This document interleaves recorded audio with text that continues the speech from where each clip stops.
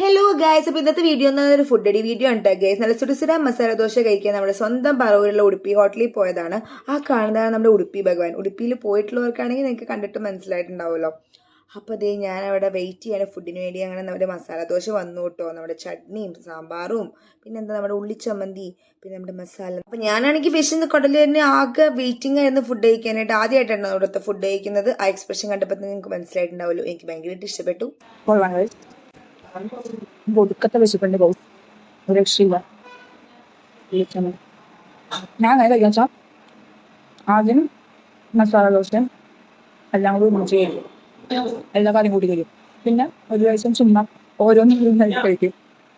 പിന്നെ വീണ്ടും സാമ്പാറും ചട്നിയും കഴിക്കും. സാമ്പാർ ചട്നി കൂട്ടി കഴിക്കാൻ എനിക്ക് ഭയങ്കര ഇഷ്ടമാണ്. അങ്ങനെ നിങ്ങളിപ്പോൾ കേട്ടത് എൻ്റെ ലൈവായിട്ടുള്ള ഫുഡ് റിവ്യൂ ആണ് അടുത്ത മസാല ദോശയെ പറ്റി. കൊള്ളാം ഗൈസ്, കൊള്ളാം.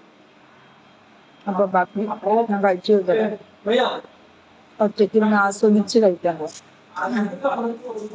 സത്യം പറയാലോ ഗൈസ്, നമ്മൾ വല്ലപ്പോഴെങ്കിലും ഭയങ്കര വലിയ ഫുഡൊന്നും അല്ലെങ്കിൽ ഒരു ചെറിയ ചായ ആണെങ്കിലും മതി നമ്മൾ ഒറ്റയ്ക്കൊക്കെ പോയിട്ട് ഇങ്ങനെ കുടിക്കണം അല്ലെങ്കിൽ കഴിക്കണം. ഒരു പ്രത്യേക വൈബാണ് കേട്ടോ അതിന്. ഇതാണ് നമ്മുടെ ഹോട്ടല്.